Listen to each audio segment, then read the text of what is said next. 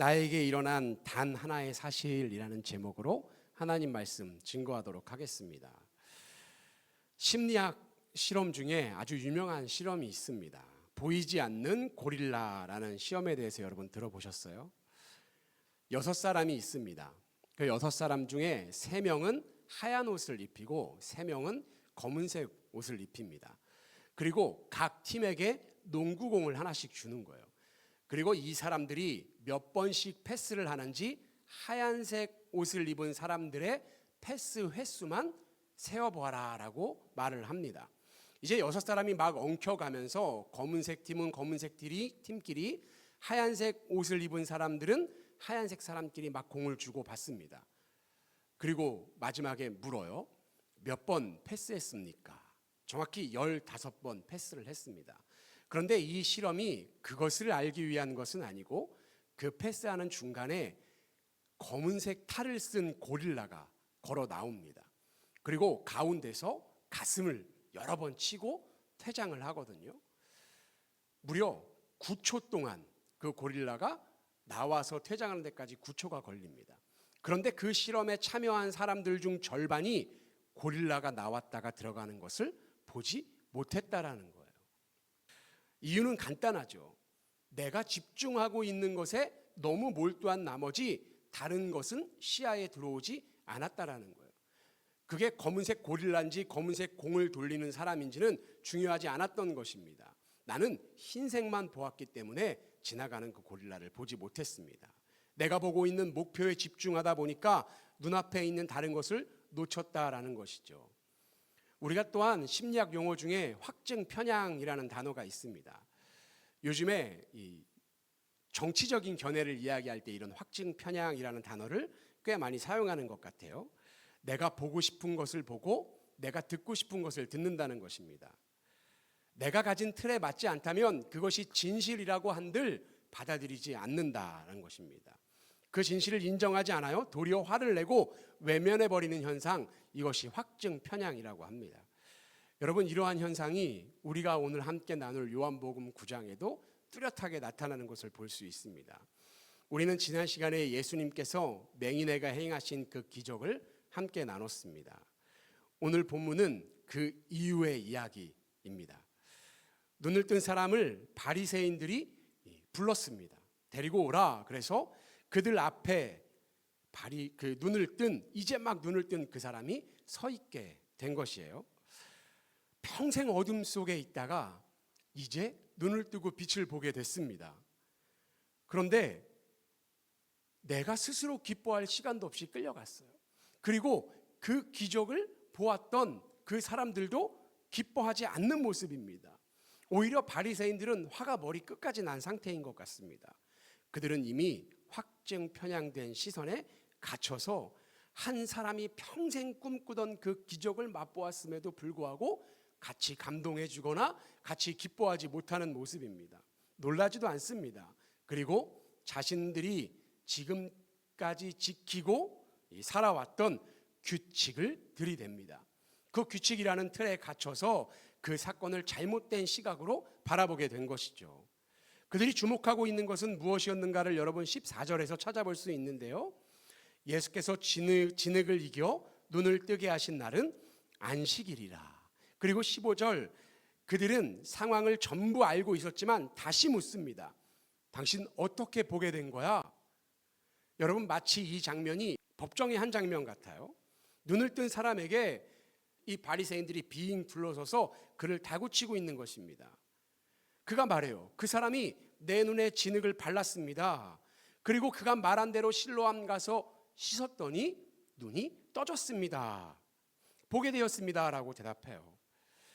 그들은 그의 대답 중에 맨 마지막에 집중해야죠. 내가 보게 되었습니다. 이것에 집중했다면 여기서 감동을 받았을 것입니다. 은혜 가운데로 들어갔을 거예요. 그런데 내 눈에 진흙을 발랐습니다. 여기에 집중합니다. 그리고 그들이 불같이 화를 내요. 왜일까요? 예수님이 그를 고치신 날이 안식일이기 때문이다 라고 오늘 본문은 우리에게 말씀해 주고 있습니다. 유대인들의 구전 법전인 미슈나를 보면 안식일에 범하지 말아야 할 설은 39가지 규칙이 나옵니다. 이 39가지에 들어가 있는 노동은 절대 하면 안 되는 거죠. 바리새인들은 예수님께서 안식일에 하지 말아야 할 2가지를 어겼다고 생각한 것이에요. 첫째는 반죽 금지입니다. 예수님이 여러분 어떻게 고치셨죠? 땅에 침을 뱉어서 흙을 반죽해서 눈에 바르셨잖아요. 정말 너무 어이가 없지만 그것을 지적하는 거예요. 침을 뱉으셔서 흙을 이겨서 반죽하신 그것을 이거 반죽하는 노동 아니야? 라고 지적했다라는 것입니다. 바리새인들의 눈에는 지금 맹인이 눈을 떴어 할렐루야 이런 게 없습니다. 상황에서 고통에서 노임받은 그 영혼을 보니까 너무나도 기쁘다 이런 마음은 전혀 없습니다. 뭐만 보입니까? 저거 반죽 아니야? 39조 위반, 안식일법 위반. 또 한 가지는 미슈나에 보면 직접적으로 치료 행위를 하면 안 된다 이렇게 금기되어 있지는 않지만 전통적으로 치료하는 것도 금지되어 있습니다. 오직 생명이 위험할 때만 수술할 수 있다고 합니다. 그들은 맹인의 눈을 고치는 것이 정말 안식일에 해야 할 중요한 일이야? 라고 되묻고 있는 것입니다. 여러분 무엇이 생각납니까? 마치 38년 된 그 환자, 병자를 일으키셨을 때 그가 깔고 앉아있던 것을 들고 일어난 것을 일이라고 지적하며 율법으로 정죄하려고 했던 그들이 아직까지도 변하지 않고 그 모습 그대로인 것입니다. 마가복음 2장 27절을 보면 예수님께서 안식일이 사람을 위하여 있는 것이요 사람이 안식일을 위하여 있는 것이 아니니라고 말씀하고 계세요. 하나님은 우리에게 쉼과 자유를 누리라고 안식일을 주셨는데 종교 전문가들은 그 안식일을 사람을 판단하고 정죄하는 잣대로 사용하고 있다는 것입니다. 정죄의 도구로만 사용하고 있습니다. 그런데 여러분, 우리 안에는 그런 바리새인식 사고가 없을까요? 우리의 신앙생활을 오래 하다 보면 나만의 신앙 매뉴얼이 생기기도 합니다. 예배는 이렇게 드려야 돼. 기도는 이런 말투와 형식으로 해야 돼. 내 경험, 내 신앙, 그리고 내 방식이라는 이 프레임을 나의 신앙에 가두는 거예요. 그러다 보니까 지금 내 자녀에게 하나님이 역사하시고 지금 내 이웃에게 하나님이 역사하고 계신데도 불구하고 그 일하시는 모습이 조금만 투박하고 내 눈에 낯설면 이내 마음이 불편해지는 거예요. 제가 이전에 전도사로 사역할 때 수요 예배를 인도하면서 시작을 주기도문으로 하고 마무리를 사도신경으로 했어요. 물론 의도된 것이었습니다. 그런데 저쪽에 앉으신 한 분이 시작하면서 주기도문을 하는 그 순간 표정이 딱딱하게 굳으시는 거예요. 그러면서 예배 내내 불편한 표정을 짓고 계셨어요. 아니나 다를까 예배가 끝나고 나서는데 불이 나게 달려와서 제 앞에 서시더라고요. 전도사님, 예배의 시작은 사도행전으로 해야 됩니다 라고 말씀하셨어요. 그런데 그분께 왜 그렇게 했는지를 일일이 설명하는 것 자체가 그분의 화를 더 돋우는 것 같아요. 그것 때문에 마음이 불편해지셔서 시작부터 예배에 집중하지 못하고 말씀에는 전혀 은혜를 받지 못하신 모습이었습니다. 할 말 핫이었어요. 여러분 뭔지 아세요? 할 말은 많지만 하지 않겠다의 줄임말입니다. 여러분 이 정도는 아셔야 돼요. 요즘 친구들 참 별다 줄이죠. 이건 아세요? 별걸 다 줄여서 말한다. 여러분 이 정도는 아셔야 우리 자녀, 손녀들한테 구세대다 이런 얘기를 안 듣는 겁니다. 근데 저희 아이들이 그러더라고요. 그런 얘기 하는 것 자체가 아저씨라고 그러더라고요. 여러분 이 정도는 열심히 외우셔서 신세대 소리 들으시기 바랍니다. 우리가 때로는 이러한 고정관념이라는 프레임에 갇혀서 하나님의 적극적인 일하심을 보지 못할 수도 있다라는 거예요. 하나님의 일하심은 여러분 우리의 상식과 관념 안에 갇혀 있지 않습니다. 그것을 넘어설 때가 더 많아요. 때로는 더러운 흙에 침을 뱉어서라도 생명을 살리시는 하나님이심을 여러분 믿으시기 바랍니다. 우리가 그것을 믿고 그 상황을 말씀으로 해석하고 이해하고 받아들이려고 노력할 때 우리의 신앙이 조금씩 자라납니다. 그런데 우리가 침을 뱉으셨어? 왜 더럽게 침을 뱉어? 이렇게만 반응하면, 이렇게 반응하면서 지엽적인 것에만 너무 몰두하면 진짜 하나님이 내 삶에 하고자 하시는 그 말씀이 들리지 않는다라는 거예요. 여러분, 이것으로 인해서 바리새인들끼리도 논쟁이 이어집니다. 안식일의 율법을 지키지 않았으니까 메시아가 아니고 죄인이다. 아니다. 죄인이 어떻게 이러한 기적을 일으킬 수 있느냐? 자기들끼리 싸웁니다. 그러다가 눈뜬 사람에게 묻는 거예요. 당신은 그를 누구라고 생각합니까? 그가 대답해요. 그는 선지자입니다. 바리새인들은 이 맹인의 모든 증언을 믿을 수 없다라고 판단했습니다. 그리고 그의 부모를 이제 소환해요. 그리고 바리새인들이 다시 묻는 거예요. 이 사람이 당신의 아들이 맞습니까? 정말 맹인이었어요? 어떻게 보게 된 것입니까? 부모의 대답을 들어보세요. 21절인데요. 누가 했는지 우리는 알지 못합니다. 아들이 이미 다 컸으니까 그에게 직접 물어보세요. 여러분, 부모는 평생 저주받은 자, 그리고 내 아들도 저주받은 자로 낙인 지켜 살아갔습니다. 그런데 예수님을 만남으로 인해서 그 결박이 풀어진 거예요. 얼마나 기쁘고 감사한 일입니까? 그럼에도 불구하고 왜 이렇게 소극적이고 또 회피성 답변을 하고 있는 것일까요? 22절에 그 답이 있죠. 그 부모가 이렇게 말한 것은 이미 유대인들이 누구든지 예수를 그리스도라 시인하는 자는 출교하기로 결의하였으므로 그들을 무서워함이로라 라고 나와 있습니다. 여러분, 여기서 말하는 출교가 이번 주부터는 우리 교회 나오지 마세요, 이게 아닙니다. 회당에서 출교되면요, 그 모든 내가 살아가고 있는 전반적인 사회의 기반을 다 잃어버리는 것입니다. 당시 유대 사회는 어때요? 신정 일치 사회입니다. 경제, 사회, 종교, 이 모든 것이 유대교라는 이름 안에 다 들어있는 거예요. 그러니까 사회적 사형 선고를 당하는 것입니다. 순교를 당하잖아요. 그러면 이웃에게 무언가를 사고 팔 수도 없습니다. 완전히 이방인 취급을 받게 되는 거예요. 회당에 출입을 못하니까 구원도 못 받는다라고 그들이 율법으로 못을 박아놨습니다. 그러니까 부모가 아들에게 물어보십시오라고 발을 뺀 것은 단순히 소심함을 넘어선 이야기라는 것입니다. 한마디로 지금 말 한마디 잘못하면 지금 우리 가족이 다 굶어 죽을 수 있어, 이 두려움에 그는 이렇게 소극적인 태도로 대답했던 것입니다. 저는 이것을 묵상하면서 이 부모에게 손가락질하지 못하겠더라고요. 조금 더 담대하게 이야기했으면 좋겠지만 그러지 못한 충분한 이유가 있는 것처럼 저는 느껴졌습니다. 자녀가 맹인이었어요. 그것만으로도 충분히 속상한데 날 때부터 맹인이었기 때문에 그 저주가 나로부터 시작됐는지, 또한 자녀의 죄인지 뒤에서 늘 수근수근거리면서 위축된 마음으로 살아갔던 거예요.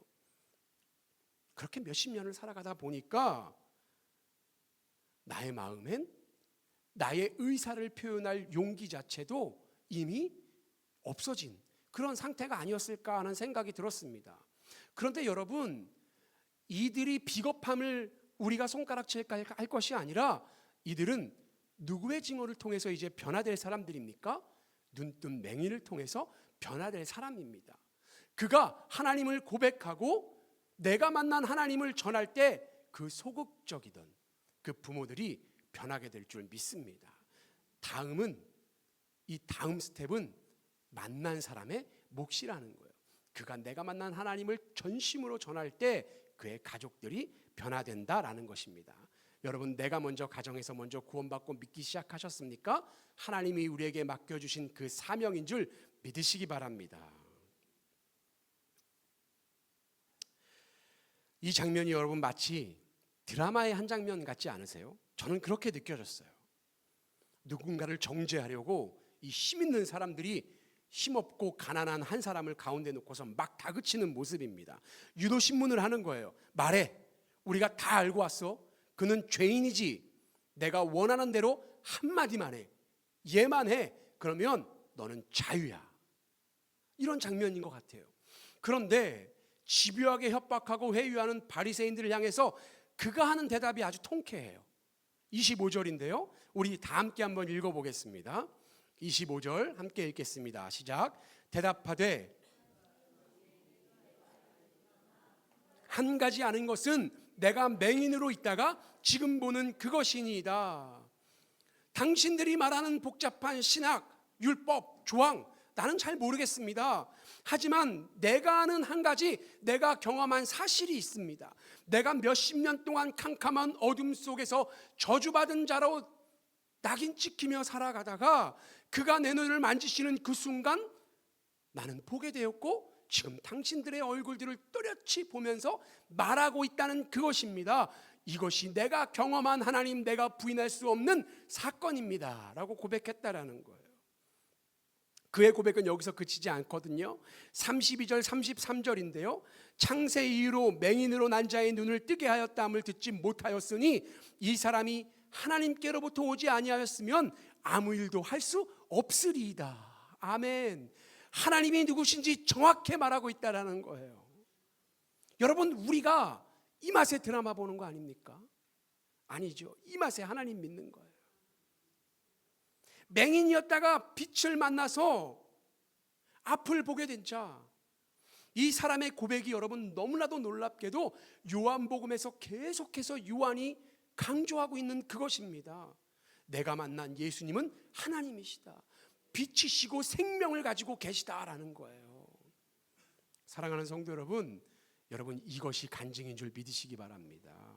우리는 복음을 전해야 할 때 사명을 우리가 다 가지고 있는 것을 고백합니다. 그런데 내가 복음을 전하라고 하면 위축되고 입술이 파르르 떨리기도 해요. 왜 그렇습니까? 자꾸 세상의 논리로 혹은 어려운 말씀을 들이대서 그에게 전해야만 내가 효과적으로 복음을 전하는 것 같다라는 생각이 있기 때문입니다. 뭔가 과학으로 세상의 논리로 멋있고 나이스하게 그에게 딱 한 번 들을 때 예수님이 딱 믿어지게 그렇게 복음을 전하고 싶어요.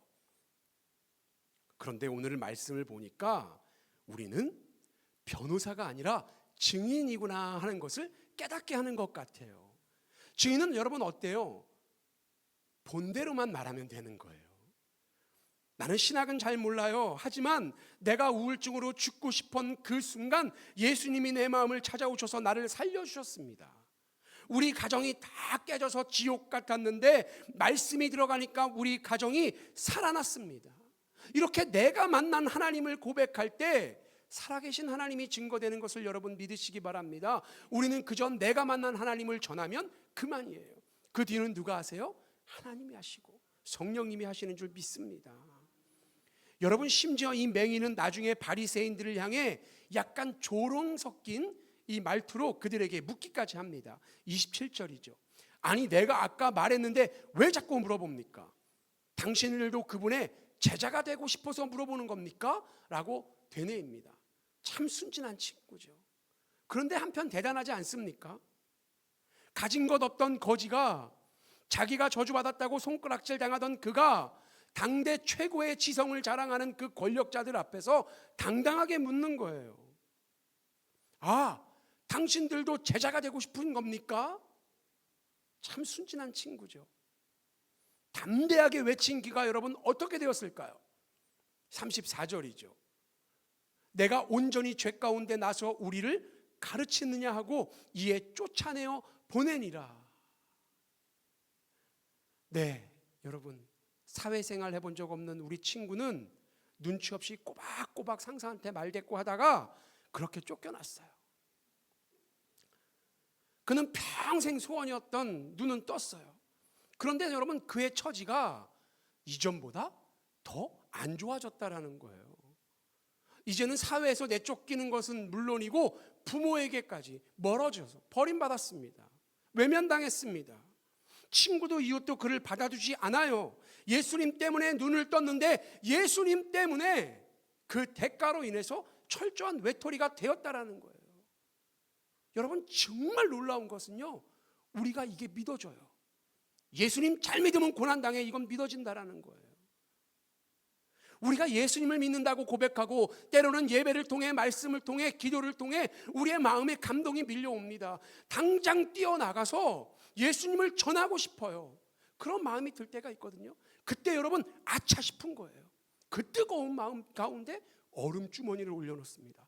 워, 이러면 안 돼, 이러면 안 돼. 진정해. 나는 적당히 믿기로 했잖아. 천국 갈 만큼만 믿기로 했잖아. 요감 먹을 만큼만 나는 신앙생활 하기로 했잖아. 다 차분하게 지내.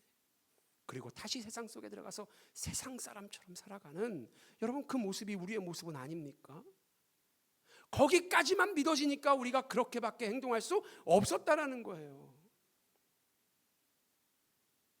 적당히 타협하지 않고 예수님만 바라보며 복음 가운데 살아가면 분명히 내 삶의 이 바운더리가 좁아지고 고난이 찾아올 거야. 이것을 확실히 믿기 때문에 우리는 적당히 신앙을 버리지 못했던 것입니다. 그래서 하나님의 영광을 드러내야 할 그 순간에 마음에서 뜨거운 것이 올라옴에도 불구하고 나는 참고 돌아서고 그들에게 맞춰서 호응하며 살아갔다는 것입니다. 하나님을 침묵하고 외면하고 회피합니다. 그런데 여러분, 오늘 말씀이 우리에게 증거하는 거예요. 우리가 믿어야 할 것은 나에게 고난이 찾아올 것이다. 그것을 넘어서 반드시 하나님이 만나주시고 회복시켜 주신다라는 거예요. 우리가 믿어야 할 것은 우리가 그 터널을 통과해야만 주님께로 나아갈 수 있다는 것입니다. 그때 만난 주님이 진짜 주님이세요. 반드시 그 다음이 있어요. 여러분 그 과정을 견디고 버티고 고백해야 주님을 만날 수 있습니다. 35절인데요. 성경은 아주 짧게 기록하지만 너무나도 가슴이 벅찬 장면이에요. 예수께서 그들이 그 사람을 쫓아냈다는 말을 들으셨더니 그를 만나사입니다. 예수님이 소문을 들으셨어요. 그리고 그를 찾아서 막 헤매시는 거예요. 그리고 마침내 만나셨어요. 여러분 주님이 우리를 그렇게 만나시기를 원하는 거예요. 주님은 늘 우리 문 밖에서 우리의 마음의 문을 두드리고 계세요. 그리고 나와 동행하자 말씀하세요. 네가 고난이 있겠지만 그리스도인으로 살아갈 때 친구 가운데서 지금 잠깐 외면당하는 것 같지만 그 고난을 건너면 너와 함께하는 하나님, 그리고 다른 이와 함께한 하나님, 그 하나님을 경험한 사람을 너의 곁에 붙여줘서 진짜 평생 함께 갈 동물을 만들어 줄게. 그 뒤에 하나님의 그 선하신 뜻이 있다라는 거예요. 그런데도 우리는 오늘도 세상에 발맞춰 걷기 위해서 늘 조바심 내며 살아가고 있지는 않은가? 여러분 이것이 묵상되었습니다. 주님이 그를 찾아가셨어요. 외롭고 쓸쓸하게 서 있는 그 한 사람을 향해 주님이 걸어가시고 만나 주셨습니다. 히브리서 13장 13절은 이렇게 말씀해요. 그런즉 우리도 그의 치욕을 짊어지고 영문 밖에서 그에게 나아가자. 그가 영문 밖으로 쫓겨난 그곳이 사실은 예수님이 만나 주시기 위해 예비한 그곳이었습니다. 그가 담대하게 선포했기 때문에 만날 수 있었다는 거예요. 그가 끝까지 예수님 증거하는 것을 멈추지 않았기 때문에 예수님을 만날 수 있었다는 것입니다. 주님이 그에게 물으세요. 내가 인자를 믿느냐? 그가 엎드립니다. 주님, 내가 믿나이다. 이 순간 그는요, 단순히 육신의 눈만 뜬 게 아니에요. 영혼의 눈이 활짝 열려서 여러분 눈앞에 계신 그 구원자가 누군지 알아보게 되었다라는 것입니다. 우리가 그토록 만나고 싶어도 만나지 못하고 경험하고 싶어도 경험하지 못했던 그 하나님이 내가 고난의 터널을 통과한 그 순간 만나주셨다라는 것을 여러분 확실히 믿고 돌아가는 이 시간 되기를 주님의 이름으로 도전합니다. 그가 고난이 없었다면, 그가 쫓겨나지 않았더라면 그는 그저 어떤 사람입니까? 눈뜬 행운아에 불과했을 것입니다. 하지만 세상에서 버림받았기에 그는 우주에서 가장 존귀한 하나님을 만날 수 있었던 것을 여러분 또한 믿으시기 바랍니다. 이 장면을 묵상하면서 여러분 한 가지 이야기가 떠올랐어요. 오래된 경매장에 낡고 먼지 쌓인 이 바이올린 하나가 나왔다고 합니다. 줄은 끊어질 듯했고 몸통에는 흠집이 가득했어요. 경매사는 귀찮다는 듯이 들어 올립니다. 자, 이 낡은 바이올린을 얼마에 사시겠습니까? 10달러부터 시작하겠습니다. 모두가 비웃습니다. 10달러요? 5달러도 아깝습니다. 가서 장작으로나 쓰세요. 그걸 누가 산다고 가지고 나온 겁니까? 땔감 아닙니까? 아무도 거들떠보지 않는 그 순간 뒤쪽에 앉아있던 한 노인이 천천히 걸어 나와요. 그는 말없이 바이올린을 집어들더니 먼지를 털어내고 줄을 조율합니다. 그리고 활을 들어 연주하기 시작해요. 그 순간 경매장에는 천사가 내려온 듯한 아름답고 장엄한 선율이 흘러넘치기 시작합니다. 사람들이 숨을 죽이고 어떤 이는 눈물을 흘리기 시작했다고 해요. 연주가 끝나자 노인이 조용히 바이올린을 내려놓고 사라졌습니다. 정적이 끝이 나고 경매사가 다시 외치는 거예요. 자, 이 바이올린은 얼마입니까? 1,000달러, 2,000달러, 5,000달러. 순식간에 그 가격이 폭등했다고 합니다. 사람들은 몰라볼 수 있어요. 그런데 우리가 하나님 손에 붙들리는 그 순간, 하나님의 말씀으로 조율되고 성령으로 붙잡힌 그 순간 우리의 가치는 하나님의 살아계심의 가치인 줄 믿으시기 바랍니다. 우리가 여러분 우리 힘으로 살아가려고 열심히 노력하고 또 애쓰잖아요. 결국 내 능력까지밖에 못 살아갑니다. 그런데 내 뒤에서 일하시는 전능하신 하나님, 천지를 창조하신 하나님임을 늘 고백하면서 그 하나님의 내 인생을 맡겨드리면 그때부터 하나님이 일하시는 하나님의 가치로, 하나님의 능력으로 그 어떤 것도 할 수 있는 사람이 되는 줄 여러분 믿으시기 바랍니다. 바이올린에게 변화된 건 딱 한 가지밖에 없어요. 거장의 손에 붙들렸다라는 거예요. 하나님이 우리의 그 거장이심을 여러분 우리가 오늘도 고백했으면 좋겠습니다. 여러분 오늘 맹인이 바로 이 바이올린 같지 않습니까? 바리새인들이 볼 때는 그는 죄인이라는 먼지가 쌓인 또 쓸모없어 보이는 인생 같아 보입니다. 하지만 거장이신 예수님 손에 붙들리고 닿자 진흙이 발라지고 주님의 숨결이 닿자 그는 하나님을 찬양하는 가장 아름다운 악기가 되었다라는 거예요. 그가 그냥 그렇게 살아갔다면 여러분 성경에 언급됐겠습니까? 하나님을 만났겠습니까? 그러지 못했다라는 거예요. 여러분 그것이 은혜입니다. 여러분 우리의 인생은 어떤지 묵상되는 시간이 됐으면 좋겠어요. 내 힘으로 내 능력으로 아무것도 할 수 없는 사방이 다 막혀버린 상황에 계신 분이 혹시 계십니까? 내가 가진 것이 별로 없어서 나는 특별할 게 없어서 불평하며 늘 우울함 가운데 시달리고 계십니까? 그런데 여러분 이것을 기억하시기 바랍니다. 세상이 여러분을 어떻게 평가하든지 상관없습니다. 돈도 없고 백도 없고 실패의 인생 아니야? 여러분 우리가 그런 시선에 우리 스스로를 붙잡아 맬 필요가 없어요. 예수님의 손이 닿으면 우리는 세상이 감당 못할 하나님의 걸작품이 되는 줄 믿으시기 바랍니다. 특별히 우리 학생들에게 도전해요. 학교에서 생활하다 보면 그리스도인으로 드러내는 게 참 어렵고 힘들죠. 날마다 아침 시작할 때 책상에 앉아서 성경 봐 라고 수백 번 말하면 뭐합니까? 용기가 안 나는 것을요. 우리가 믿어줘야 한다는 거예요. 그 하나님이 나의 하나님이고 우리가 하나님을 위해 살면 하나님이 나를 통해 일하신다. 제가 청년 때 지하철을 타고 학교를 다녔는데 어느 날 별로 이쁘지 않은 자매 한 명이 앉아가지고 성경책을 이렇게 읽고 있는 거예요. 되게 비좁고 출근길이니까 얼마나 비좁습니까? 그런데도 성경책을 이렇게 가슴에 모으고 그걸 보기 위해 애쓰는 그 모습을 보는데 왜 이렇게 예뻐 보여요? 천사 같았어요. 그때 말 걸었으면 우리 사모님 못 만났을 거예요. 너무 아름다우고 너무 예뻐 보이는 거예요.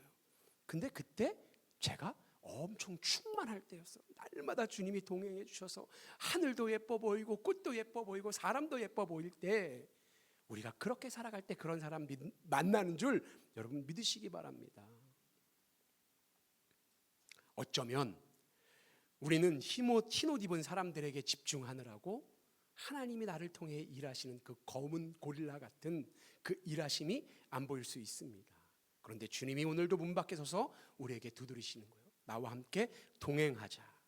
우리가 무슨 상황을 만나든 그 상황 속에 내 인생을 다 집어넣고 거기에 함몰되지 않기를 주님의 이름으로 도전합니다. 여러분, 내가 아는 한 가지 무엇입니까? 주님이 나와 함께 하신다. 이 고백으로 살아가는, 이것에 집중하는 저와 여러분이 되기를 소망합니다. 여러분, 말씀을 맺겠습니다. 주님이 말씀하시거든요. 39절, 보는 자들은 맹인이 되고 맹인들은 보게 하려 함이라. 맹인들이 비꼬아서 다시 예수님께 물어요. 그럼 우리도 맹인인가? 주님이 다시 대답하십니다. 너희가 본다고 하니 너희 죄가 그대로 있느니라.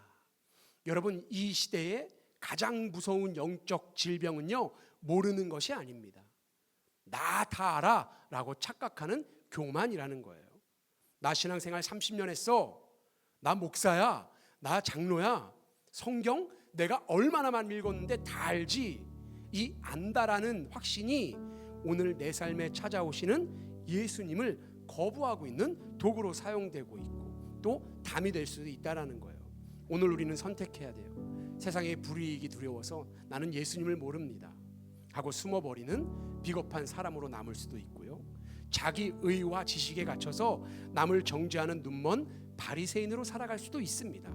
아니면 내가 비록 세상에서 조금 손해보고 쫓겨날지라도 내가 맹인이었다가 지금 봅니다, 나는 예수님을 만났습니다, 내가 만난 하나님, 내가 아는 그 한 가지를 고백할 수 있는 사람이 되기 위해서 오늘도 예수님께 한 걸음 더 다가가고 우리가 붙잡은 예수님의 옷짝을 놓지 않기로 결단하는 것입니다.